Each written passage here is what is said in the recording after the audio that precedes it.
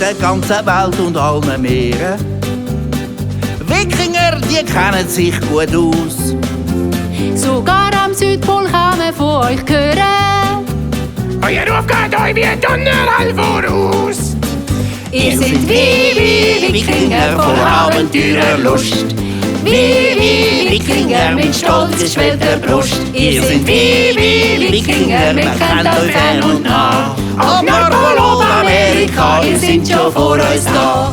Ein Wikinger ist immer mächtig mutig, schrecklich schlau und stärker als ein Bär, so wie ich. Nein, ich! Angst und Schiss, das kennt er absolut nicht. Er kämpft hart, doch er bleibt immer fair. Angeführt vom Leif und von Bjarni machen sich alle zusammen auf den Weg ins Wikingerdorf. Kinder, die spielen, rennen zwischen den Holzhäusern herum. Wikinger, Frauen und Männer kommen entgegen und grüßen freundlich. Und ein paar Schafe, die laut blöken, grasen am Weg. Der Leif und der Bjarni gehen auf eine Hütte in der Mitte des Dorfes zu und rufen ihre Familie zusammen. Gewungert kommen der Vater Sigurd, die Mutter Gudrun und die zwei Schwestern Rangfried und Thora vors Haus und heissen ihre Gäste herzlich willkommen. Und dann gehen alle zusammen in die gemütliche Holzhütte. Es gibt etwas Feines zu essen und alle erzählen sich spannende Seeräubergeschichten. Wir sind wie Wikinger voll Abenteurerlust. Wie Wikinger mit stolz geschwellter Brust. Wir sind wie Wikinger, wir kennt uns fern und nah.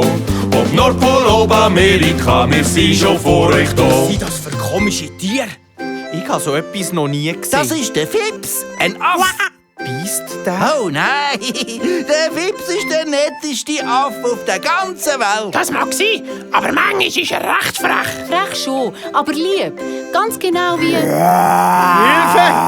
Ein Bär! Er will uns fressen. Keine Angst, das ist der Coco, der Papagei. Der kann ganz viele Stimmen anmachen. Also wenn der einmal etwas gehört hat, der...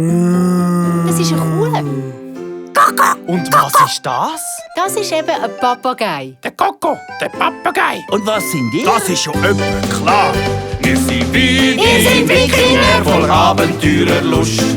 Wie Wikinger mit stolz geschwellter Brust. Wir sind wie Wikinger, Berühmt und auch gereist. Wie Wikinger voll Welt, Entdeckergeist. Entdeckergeist.